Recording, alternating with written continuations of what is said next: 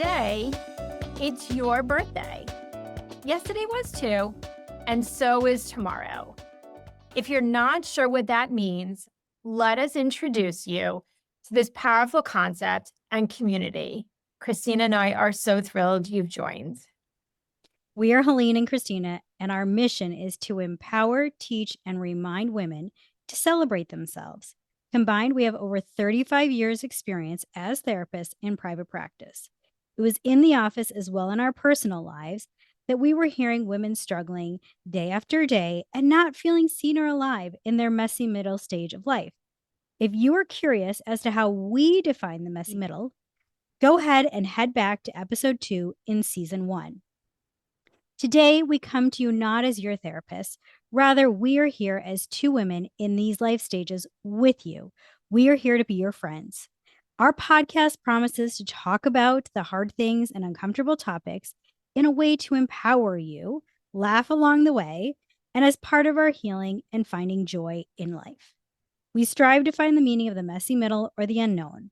What sets us apart? We leave you each and every week with gifts in the form of actionable tools or strategies, invitations to maybe be exactly where you are right now in life, and sometimes mic drop thought-provoking ideas. Now that we are friends, let's make this official. We would love to help start your Thursday mornings, so make sure you follow this show wherever you're listening to us right now. Go ahead and sign up for our newsletter. That's free on our website, yourbirthdaypodcast.com. Christine mentioned those gifts, so let's get started. Ready for gifts to start living your life how you want? Take the free quiz on our website, and gifts will be dropped immediately into your inbox.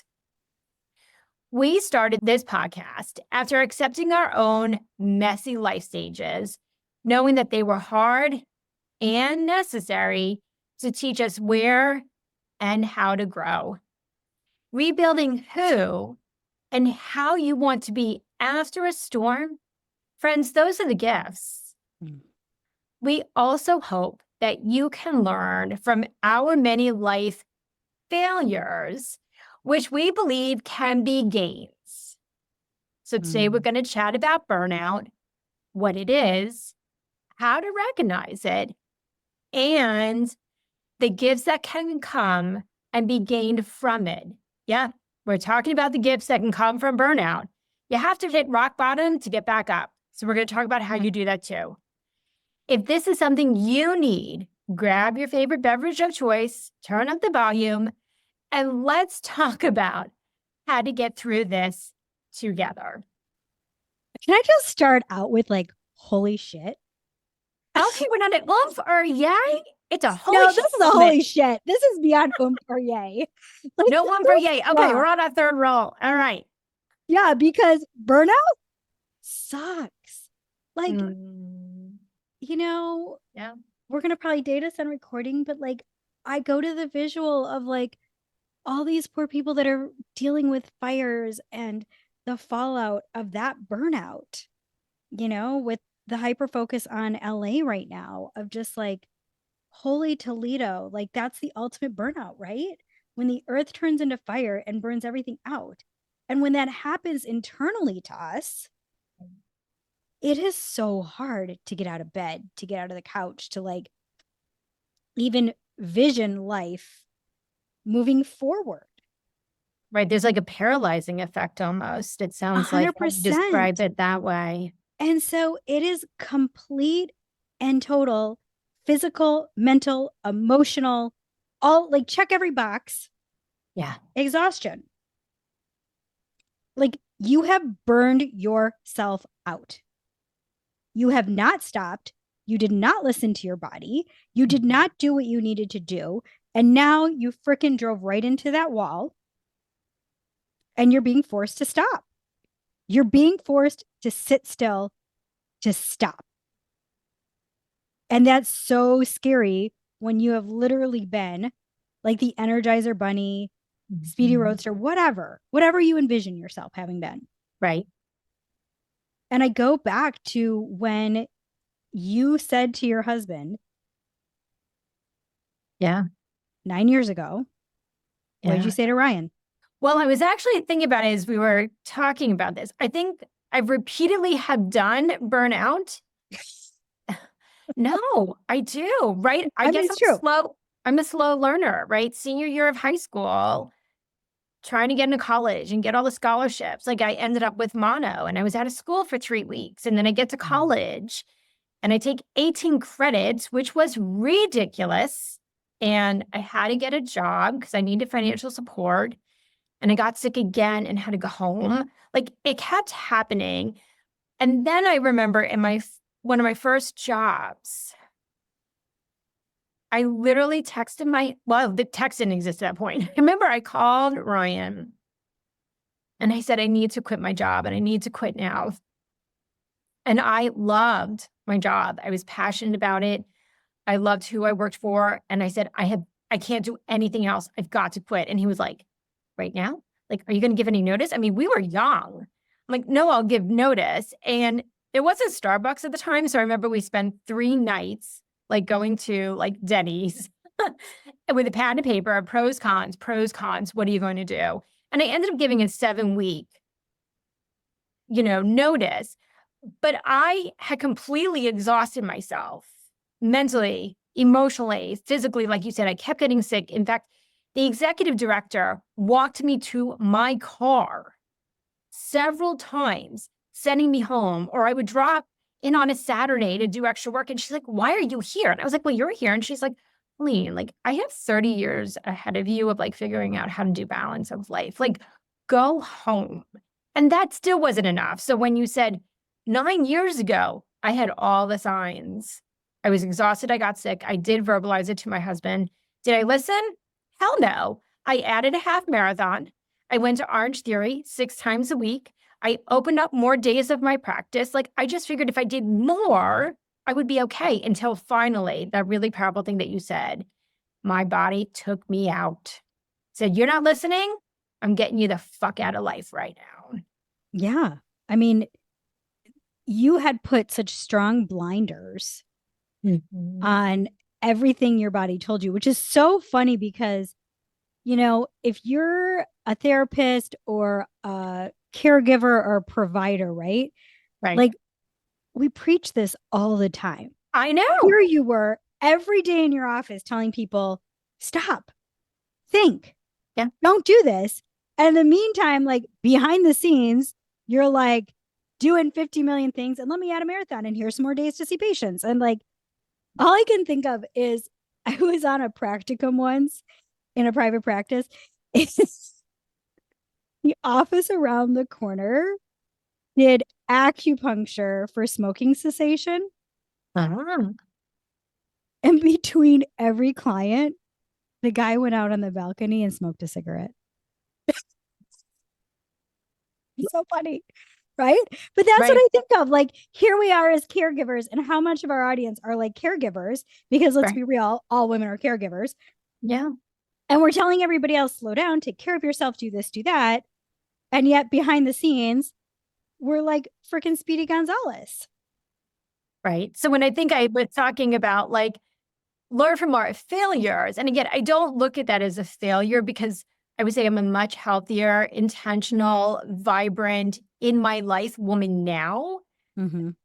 And I don't want anyone to have to go through a very rare or aggressive form of cancer to learn the lesson. So use my life landscape to do better and listen, because I think 100%. So often we can ignore, we can silence it. If I do more, it'll be okay. Listen. And burnout will send you signals. Christina gave you that gift as soon as she started, that you'll have emotional, social, relational, mental signals. Mm-hmm. So, yeah. Are you noticing those headaches, those migraines, the stomach issues, right? Are you having chronic diarrhea? Are you constantly constipated? Like, I'll talk about shit. I don't care. Changes in your appetite. Are you not sleeping? Are you oversleeping? Are you have no energy to go see your friends or do this with your kids or do this with your life partner?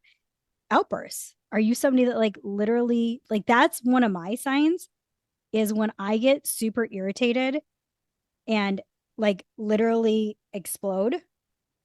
that's when I go, holy crap, Christina, you need to back up. Because that is one of my signs. Right. If you start noticing differences within you from like your typical norm, whether it be from a rash or a reaction, just notice it. Are you procrastinating? Do you not have the energy to do even the basics? Like, are you somebody who's always paid your bills on time and all of a sudden you're paying them the day of or a day later and you're like, oh, fuck, who cares about the fee? And that's not your norm. Like, it is really about being outside of your norm and behaving way differently than you normally do because you just don't have the energy or bandwidth to do it. And I would say this is also when we see a huge influx of imposter syndrome, where people are feeling like they're fake, that they're phony, like they aren't authentic. Because you know what? They're not being authentic to themselves. Do you mean more so, or a little bit, let me expand on that. Like if someone like onboarded on a job or onboarded on a project and they were like, I totally got this, I'm excited, I'm ready. And then as some of those symptoms, and you just gave them a plethora of ones to be aware of, that suddenly they're like, I don't know if I got this anymore. Like, should I really be doing this? Like, I don't know if I'm in the right place. Like the burdensome of the symptoms start impacting how they see themselves, and then comes the doubt. Right. You know, and when you take on a new project that might be a little bit bigger than what you've been doing, see it as an opportunity to challenge yourself. But when you start to feel like you're an imposter or that you're not doing good enough, essentially, like you're not the right person for this job, is essentially what an imposter feels like. It's usually because you've got a lot of perfectionism hanging out, anxiety, fear, and you have started that negative self-talk of, I am not good enough. And then if your body's breaking down. Yeah. And you're taking sick days and right. I think we can easily validate and be like, oh, here's the proof. I'm not okay. Yeah. But it doesn't have to be proof that you're not doing it well or you're not worthy. Right. It just might mean you need an opportunity to employ restoring as you're doing. Right. Yes. Yeah. So, I mean, we have to really work on realizing all that we are putting on ourselves and do better than Helene and I have been doing. Like, we're challenging you for living better than we have. Like, and we're challenging ourselves to live better than we did even yesterday, right? And you can hold us accountable, right? Like, jump into our Instagram and be like, hey, we heard this podcast episode a couple months ago. How are you guys doing? Just yesterday, I had a burnout day. Now you're going to probably figure out when we recorded this, because I didn't get to the gift to the couch till 8:30 at night, even though it was in my schedule for 8 a.m. It was just. And that goes back to our gifts of flexibility. Yeah, it was just a day of a lot. I had appointments for my dad. I had kid stuff going on. I had patients to see. I had meetings. We had a recording to do. We had all this stuff. And yeah, we got a message from one of our consultants who was like, hey, how about that gifts from the couch? And I was like, getting there. Yeah.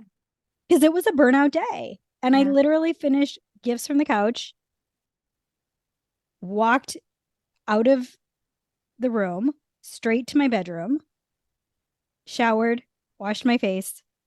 I put my favorite face cream on to like improve my burnout. Yeah. And did my self-care. I went and laid in my sauna blanket, all the things to just recoup that burnout day. And we're talking about days sometimes in burnout, but we might be talking about months, or we might be talking about burnout becomes your very messy middle that you have to work through, like it was for Helene. Like, she had burnout so intensely when she learned that she had cancer that she had to like literally fucking pause life for a year. Right. And it goes back to that story. And I think I've shared on another episode, like around the time, like my son was 13 at the time. And he said, I'm so glad that I'll never be a mom because you never sit down. I mean, even just that. And then life forced me to sit down because I ignored the signals. I ignored how I was feeling. So that's what Christina's saying. Like, we've been there, and I would say I've done it multiple times, and Christina's done that. So use us as a platform of like, okay, here are a couple of ladies who I think we would say are educated. We're pretty self-aware, and we didn't give ourselves the permission to stop and restore at that time. So learn from us. I'm going to add a gift of fear here. And that is, how many times do we see people who have committed suicide and we are shocked? They're somebody who had it all together. They were high energetic. They were positive. They were amazing. They were la, la, la, la, la, right? And we're all sitting here stunned. And that's because they were so burnt out, they didn't reach out to their support system. And I can tell you, I honestly feel like my heart breaks more than ever when I read those stories or hear that. Like, friends, I'm sharing that fear with you because I desperately want you to pause. That my prayer, my hope, if you listen to this podcast, is that your life does not get to that point, that you're so fucking burnt out that that's your solution.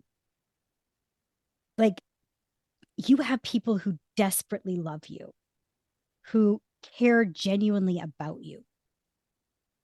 Trust your people around you. Be honest about the burnout, because you know what you're going to probably find: an army of people who are feeling your same way, who say, I've got you. I understand. Let them be your net and validate you so it feels less alone, less isolating. Yes. That it's only just me. Mm-hmm. I remember, I know we're going off track. I love that you're bringing us off track. That's great. Good for you. It must have been, I can't think of how many years ago. It was a long time ago, but it was a cover of Time magazine, and it was talking about depression and anxiety of high-powered men who are running corporations, who were either in government or physicians, and they interviewed like 10 or 12 men.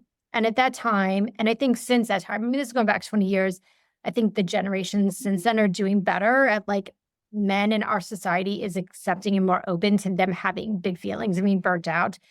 But story after story was depression and anxiety and thoughts or almost active, inclinations to hurt themselves because they felt alone or because they were high up and they couldn't do it. And that was just one article about men. And I can imagine there would be so many of women as well. Yeah. And as women, high power execs are getting profiled more and more recognition that they've been deserving for 50 plus years. We have an incredible gift given to us to model how to do this differently and not allow ourselves burnout. When we stop seeing ourselves as men competition and we see ourselves as just as deserving at that table, we have the ability to teach ourselves, our female colleagues, our men colleagues, our,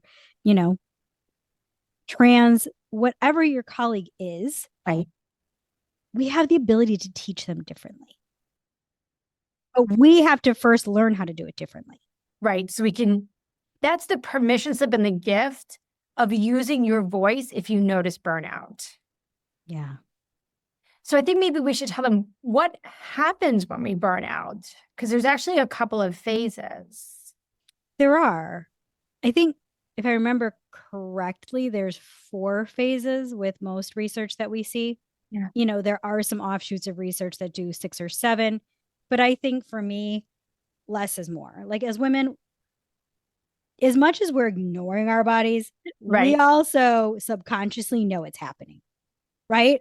Like, you knew it was happening. You knew exactly what you were doing by adding the half marathon, by adding more office hours. You intrinsically knew up here. Oh, totally. Like, this is a really bad idea, but I'm going to do it. Yeah. So I would like to just stick with 4. If that's Right. You might go ahead and see that there's 10 or 12, but you have to remember, Chris and I want to give you short, actionable gifts and tools and tips. So let's narrow it down to these 4 major that you might hear and relate to. Yeah. So, and burnout affects all areas of our lives, but it can also just affect one area of your life. Like you might just be feeling burnout at work. You might just be feeling burnout at home. Like, I think if you can sit with yourself, you'll realize it's kind of sprinkled into all areas of your life. But when you're looking at it surface level, you're like, it's only affecting me at work. And that's okay. Like wherever your mind is, it's okay. And I want to just jump in and add the caveat. If you're feeling burnt out, even in parenting, Christina and I are huge about dropping the shame and the judgment and just allow yourself to recognize parenting is hard. It is hard. It Aren't takes the a lot of scary energy. mommy posts like so helpful when it comes to that? Yes, because we want to do the best. And we have this responsibility. Like I go back to that picture I always have in my brain of like Christina being held this little baby. And she's like, the nurse left, like they're letting us go home. Like, I remember the first time like, my husband left for work and like left me with the baby. And I'm like, I don't know, like, where are you going? Like, I'm totally responsible for this. So it's hard because you're passionate about it and you want to do the right thing. And many of us feel burnt out in it. And that's okay. And I want you to own that and reach out to whether you need a therapist, whether you need to talk about it here, but it's a life area that happens. And I want to just invite it to exist and not to ignore it also. Yeah. So, oh my gosh, this is twice now you've taken us off track. I'm bringing us back on track twice too. We're switching roles. So let's go back to these 4 stages. And again, they might not go in order, just like stages of grief. Yeah. But the first is the honeymoon phase where we've got all this high energy, excitement, motivation. Like we couldn't be happier. We're so excited about this new job or this new responsibility or this new baby. Or we're just like determined to prove ourselves like worthy. Like we have got to prove our worth. We've got to show that we're the right person that they hired, that we are the best mom we can be, that we can do all, right? Like maybe you're just married and you're like, I was going to just say that I am the best wife that my mother-in-law has ever seen. Right. I'm going to put on the best Thanksgiving. I'm going to cook everything from scratch and be in the kitchen for like 5 days straight. Absolutely. Yes. Like Martha Stewart needs to close her magazine because I just outdid her. Right. Like, absolutely. Or, the 4 candidates that you were against were white men and you fucking got this job. Like, hallelujah, sister. I am high-tenning you all the way. And you got that job because your resume and your interviews showed how fucking amazing you are. But we get to the next after step. the honeymoon phase, right, can come the onset of stress. So here you get the job, you have the new relationship that you want to like prove yourself, prove to them maybe there's a little bit of insecurity. You have the new parent, and there's a buildup of stress. There's an increase in demands, there's stress rising, and there are some symptoms of burnout, even burnout moments. But again, we push them away. Yep. We push I got this. them. I've got this. I've got this. I've got this. I can do this. I'm amazing. Or in the moment, I think I don't do it. Well, you know what? If I just cook another thing, or like, oh, I was soccer mom, and maybe I'll also ask to be like mom in the classroom, like then maybe people won't notice that I'm actually not sure of what I'm doing. Like it goes back a little bit to that fear that you were talking about. If fear starts to set in, if that's too loud or too uncomfortable, you may just add another thing so it doesn't have a voice. So after the honeymoon, then you start seeing the onset of stress. So there is the noticing. And that's the big red flag that we want Christina and I to really drill home to you. Notice those. It doesn't mean necessarily burnout, but just notice. Your mind is starting to sprinkle ideas that you're not good enough. Right. And so you're scared because you're like, oh gosh, should I not have been hired? Should I not do this? Am I not good enough? And so, exactly what Helene said, you try to cover up that belief instead of sitting with it and going, that's actually not true, but I do need to slow down a little bit. I don't need to prove myself so much. That's an and moment. Yes, That's I not am true. worthy And and I need to slow down. yes. I think of my husband, he studied and took the mortgage licensing exam, and he was like so hard on himself. And I still remember him coming home from the exam and he passed it first try, which is like freaking amazing. And he was in bed for 3 days with stomach issues because he had pushed himself so fucking hard. And he was like, I just need a job now. And I was like, can you just let your body do what it needs to do to heal first? Nope, I need to apply for jobs. And he was like, literally running back and forth from the bathroom to his laptop to find a job. And I was like, holy Toledo. And that really leads us into the third stage, which is chronic stress and burnout. That you cannot stop feeling constantly exhausted and your performance goes down. You're making more mistakes. The medical errors course that we get when we are on staff at hospitals or in any medical facility. Right. But your performance goes down because you're just exhausted. And I would say one of the populations we see this the most with are nurses because they work so fucking hard for Yes. patients, advocating, interacting with the doctors, caring for you. I mean, down to a lot of times they're doing the CNA's work because everybody's just trying to juggle everything, right? And they're taking on extra shifts because they're underpaid, or they're trying to pay for a vacation for their kids or whatever, their kids extracurricular, their kids, competition, whatever, or, traveling team, whatever. Like they give 200% to everybody around them. And nurse, if you're hearing me, like my heart, I love you. I love you because you literally, to me, are the definition of what burnout can look like because you are so giving in every part of your life. And when I think of burnout, I think of Shel Silverstein in the book, The Giving Tree, right? Mm-hmm. When we get to the point of this chronic stress and burnout is when the tree's a stump and they have nothing more to give. Nothing more to give. Like there's nothing more in me to be able to give to anybody because I gave every bit of me away. And then when it gets to that place, then I think comes the reigniting of all, I'm not good enough, I'm not giving enough, am I deserving? The criticism is screaming. So if you invest and allow yourself to be intentional in noticing how you're feeling emotionally, behaviorally, physically, you can keep maybe or adjust, which we're going to talk about in a few moments with the final phase or the final noticing. So you can keep giving, because if you get to that tree that has nothing left, that just increases feeling isolated, alone, and the imposter syndrome. So it's a noticing throughout the whole time. I'm going to go back to quickly what you said about nurses. And so in Florida, there's like a season and it is like jam-packed. And I will tell you, like so often I will see medical professionals show up May and they have the knowing. They will come in and say, I'm exhausted. I just survived another season. And now it's time for me.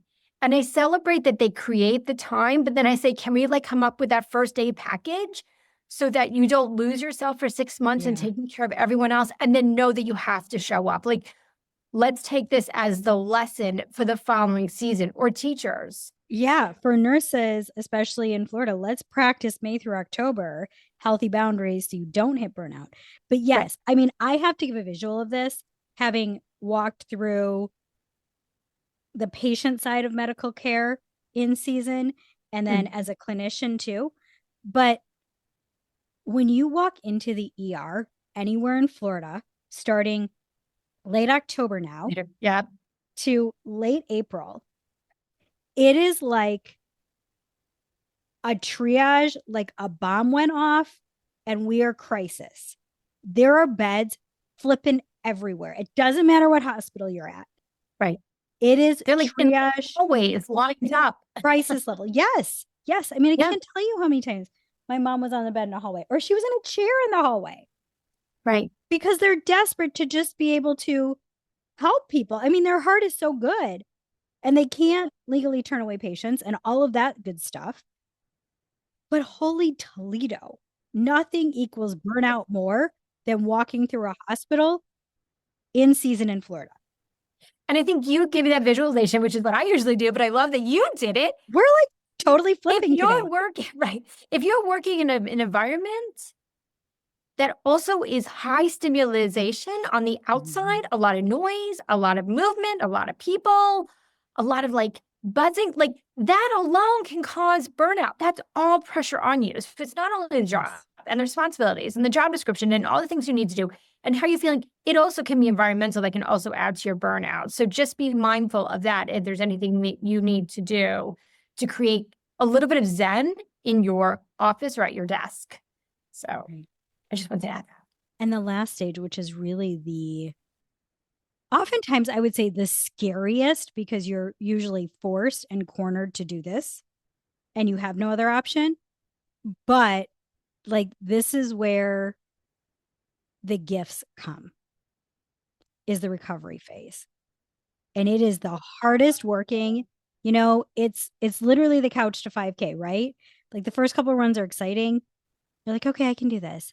But then when you get to those moderate runs and you're freaking conquering them, that's what recovery is all about, is having to look at the signs of burnout and review that path that got you there. Like mentally looking at that video and going, the half marathon was probably not a bright idea. Adding another day of patience, Yep. downright dumb. Right. And having those really hard conversations, not to guilt yourself, not to speak poorly of yourself. It's about learning and right, going. It goes back to the gains. Yeah. I mean, last year I was like, Therapy Suites is like still starting, so we don't have a lot of members, so it's slow. I can be room parent. I can sign up for this. I can sign up for that. I can sign up for this. And then I got sick. Like I got an upper respiratory that was horrific, and I kept testing and it wasn't COVID. And I was like, holy Toledo. And then I was like, you didn't say no when you should have, Right. Your body will take you out. Yeah. And so I had to back up. And like, I remember laying in bed for a week with like the humidifier, like practically on my chest, was that close, and just desperate to breathe.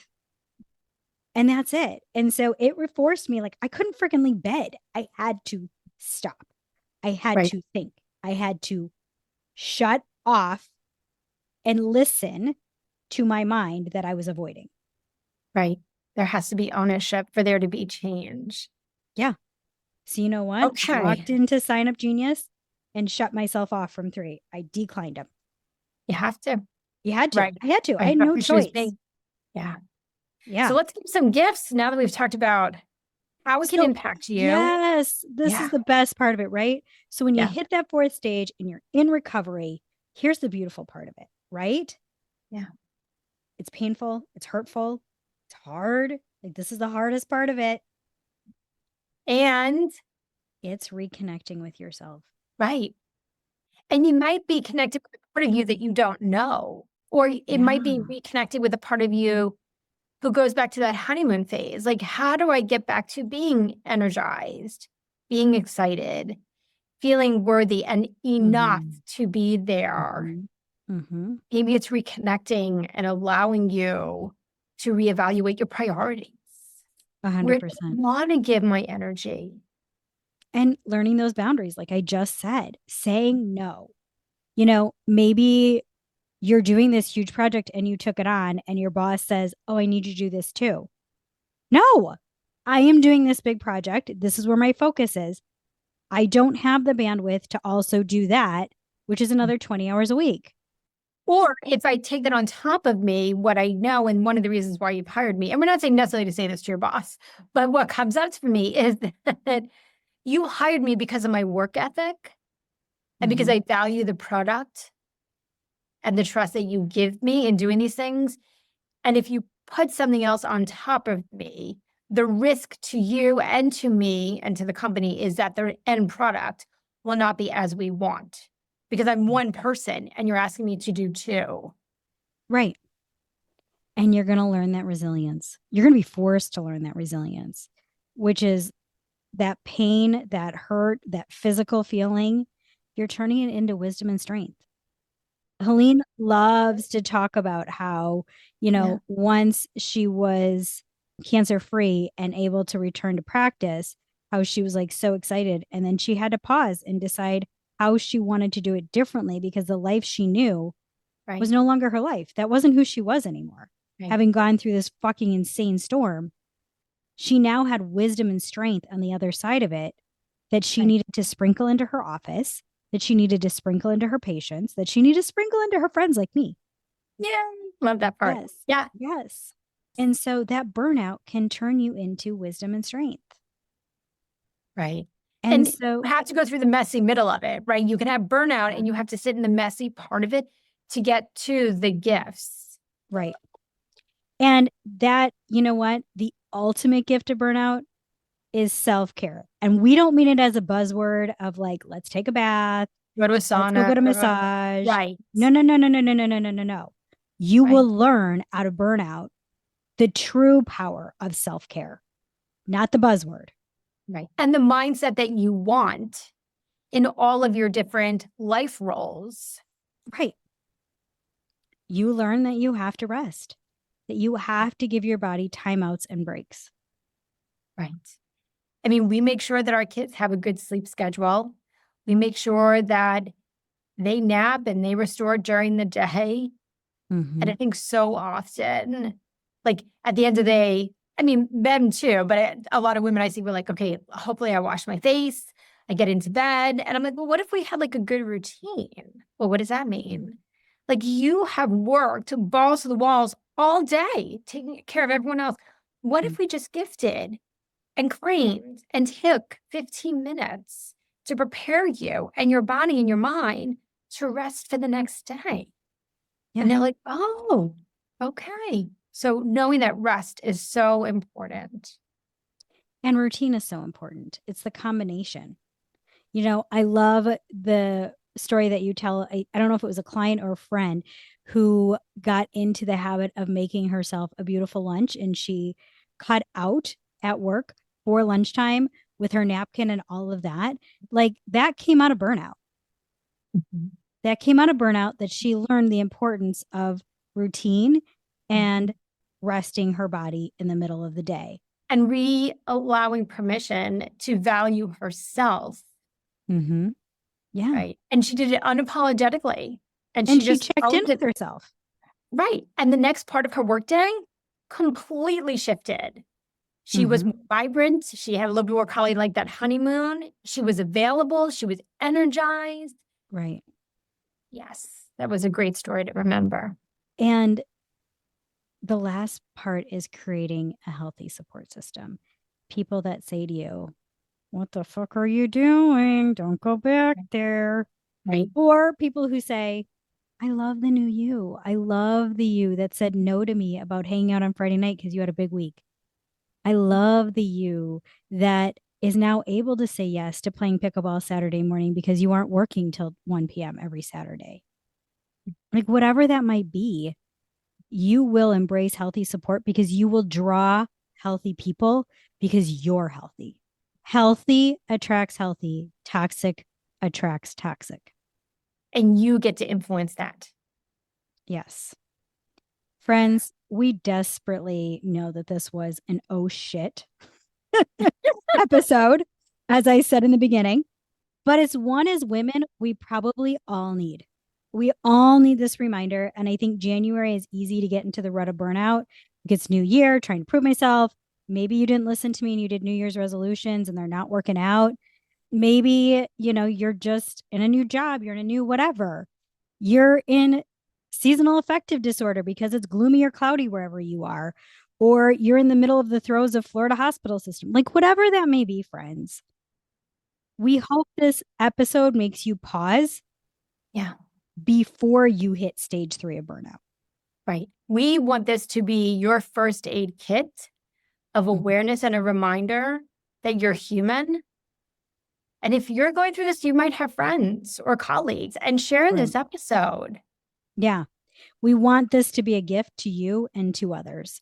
And so create your healthy support system, create your boundary before you get to that point. However, if you were to the point that you hit stage 3 and now you're having to face recovery, friend, we are here with you. We understand, we've been there. Yeah. If you were to the point that you're questioning your life, reach out to those who can support you, reach out to your local hospital, your therapist, get there, reach out to the suicide hotline, whatever that may be, friend. We desperately want you to find health and wealth in life. And burnout isn't going to get you there. Because Christina and I are all about you have one life. Don't burn it away. Yes. And if you're needing validation and support from us, come hang out with us on Instagram, Facebook, LinkedIn. And don't forget, on Mondays, we have Gifts from the Couch, where Helene and I are alternating just a little bit of wisdom of what it's like and encouragement for you throughout the week. And if you know that you needed this episode, or you have people in your life that you're like, you need to hear this because I don't want you there, or you're in the throes of this and this is going to be validating for you, we would be so grateful if you share this episode, posted a positive review wherever you listen. Because remember, girlfriends, this movement gets as big as the invitations we all send out. Happy birthday! Happy birthday.